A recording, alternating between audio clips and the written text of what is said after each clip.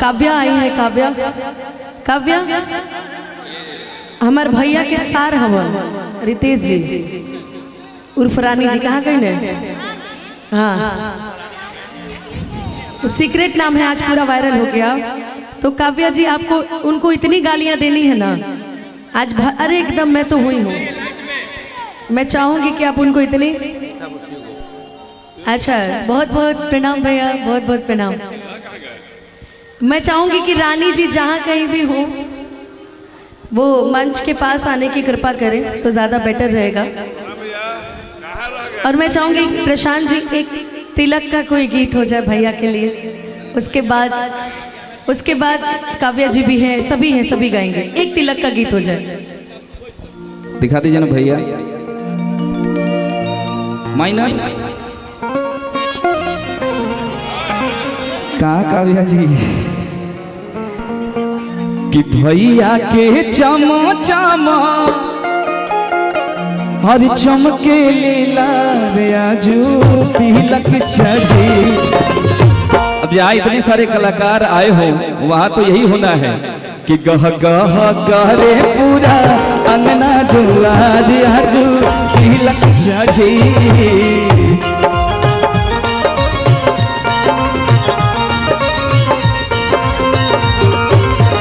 गह गह करे पूरा अंगना दुआर आजू तिलक चढ़ी।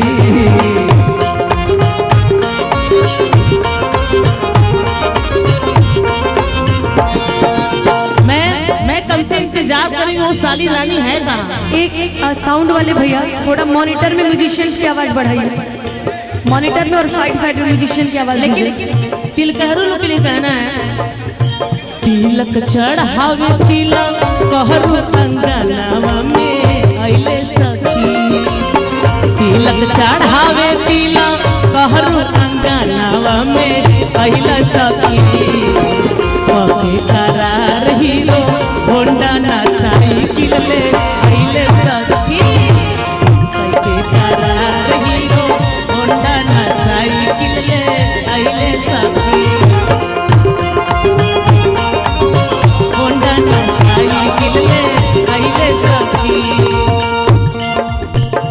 आगे मैं हरदिया दूध पातरना।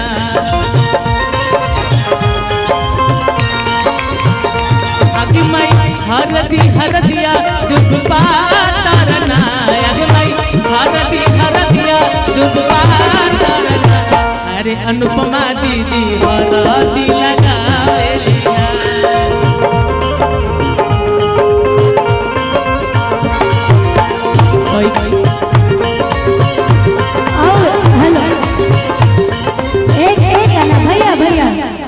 हमार मुकेश भैया के आज स्किल सी कर दी तिलक चढ़ गए तो बहुत खुशी के बाद बा। बहुत बहुत सारा शुभकामना बा।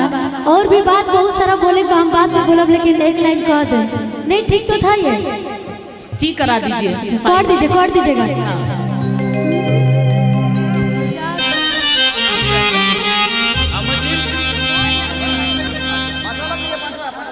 था वही रखिए कि गाय के गोबर से और अंगना लिपायो रघुनंदन हरे। गजमती चौक पूरा सुनो जी रघुनंदन हरे। गजमती चौक पूरा सुनो रघुनंदन हरे।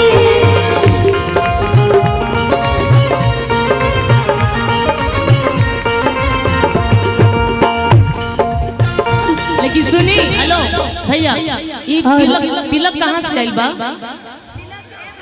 तिलक आइल कहाँ से बा?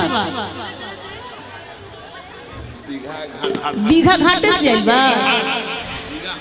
दीघा हाट। अरे वाह कौन सा इसके लिए भैया? सी करिए। हाँ कि सुनीला के दीघा में बड़े लोग होला है ना। शिवानी जी कोई माइक दीजिए, हम लोग मिलकर क्या है आप ही रहिए। क्यों नहीं शिवानी। अनुपमा जी सुनीला की दीघा में बड़े लोग होला। आये जा भड़ुवन से भरल भाई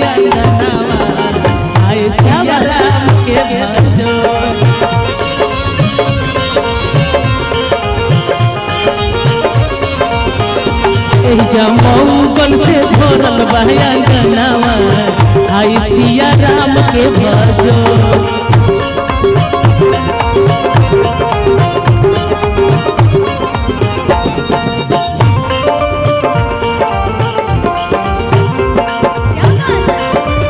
ए भैया रितेश कहाँ हवन? रितेश नहीं है।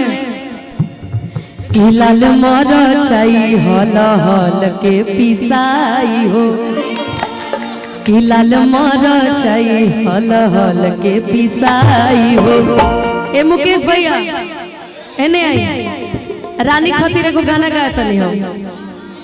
हाँ अच्छा सब लोग कहता है रानी रानी, लेकिन रानी जी बानी कहाँ? रानी कहाँ गई? इधर इधर इधर इधर आओ। यार आप ऐसे रानी रानी कहोगी तो बहुत बहुत प्रणाम। इसको डीले थोड़ा कम कर दीजिए। ए रानी इधर आओ, जल्दी आओ।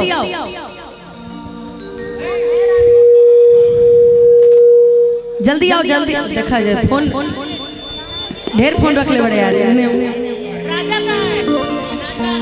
राजा इनकर पता ना भैया के सार हवन। हम सार जी खातिर एगो बात बोले। रुक जो एगो तनी लाइन एगो बोल लेबे ते हमर बहुत पुरान खीस बन कर अच्छा ठीक बा ठीक। है ने और रितेश आपके लिए पूरा मंच रुका हुआ है, जल्दी आइए। अच्छा देखिए चाहब की एगो जोरदार ताली बजा देता नहीं हमरा रानी जी खातिर। रितेश कि लाल मरचाई हल हल के पिसाई हो, कि लाल मरचाई हल हल के पिसाई हो। हे मुकेश भैया है ने आओ है ना। रितेश के पाछावा छपाई हो, रितेश के पाछावा छपाई जितने छपाई अरे उतने भवाई हो, जितने छपाई अरे उतने भवाई हो। मुकेश भैया के बड़ी मजा आई हो, भैया के बड़ी मजा आई। काहे घर से गए? काहे गए? तनी दो चार गाड़ी और भैया रुकिए थोड़ा, रुकी ना। रितेश जी नाम है ना इनका। कि तनी रानी तनी ताकला तनी ताका देवलिया पक्का लिखल बा तनी ताकला तनी ताकला देवलिया पक्का लिखल बा तनी ताकला तनी ताका देवलिया पक्का लिखल बा तनी ताकला।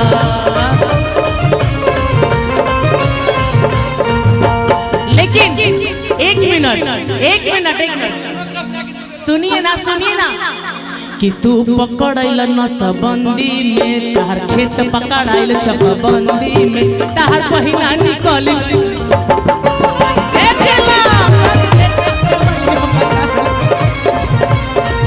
तनी ताका देवलिया पक्का लिखल बा तनी ताकला।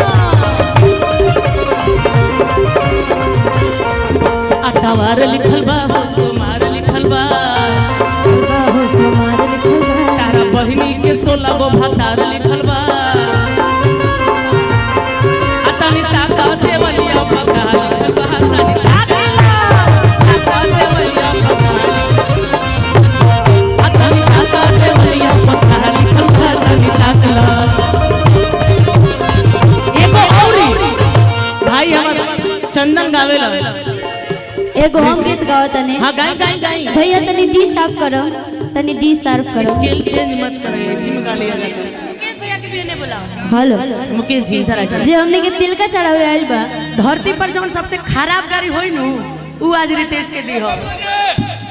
हमरा में गाड़ी तो अच्छा ना लगी, लेकिन हम गीते के भाव में कहो भैया कि हितवा रे हितवा हितवा रे हितवा लगन में बहिता हर खेल की तो कितवा लगन में बहिता हर खेल की तो कितवा। भैया हमने के हित जी में से क्या है प्रीति यहाँ क्या है?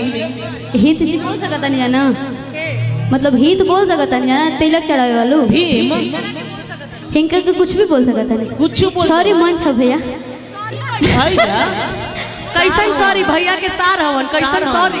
अच्छा ही जी खातिर सुनो ना हाय कि हितवा रे हितवा हितवा रे हितवा लगन में कही ताहर खेल की तो किताबा लगन में कही ताहर खेल की तो किताबा हितवा रे हितवा हितवा रे हितवा।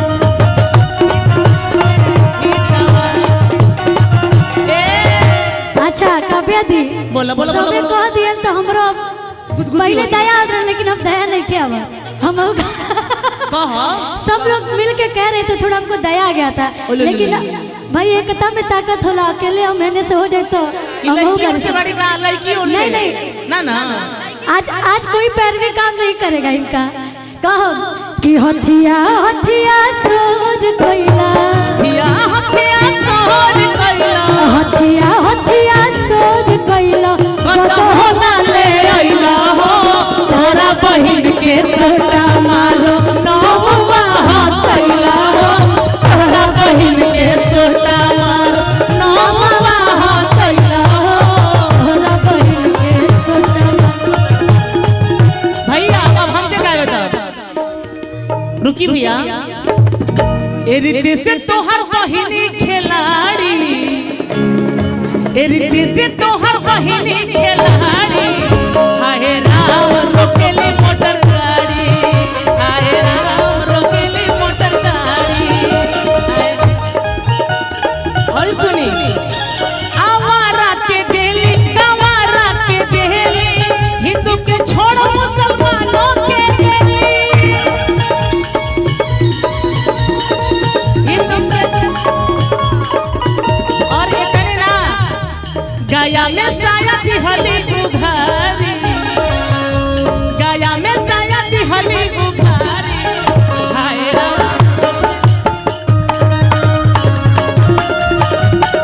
हाय राम रोकेली मोटर गाड़ी हाय राम। जैसे कहा है ना एक मिनट आज जितना भी कलाकारी जरूर देखा था नहीं आज सब मुकेश भैया की बहने आयल बा तहार पक्ष से केहू नहीं खियाई सब अपना बड़ भाई के तिलक में आयल बा बाराते में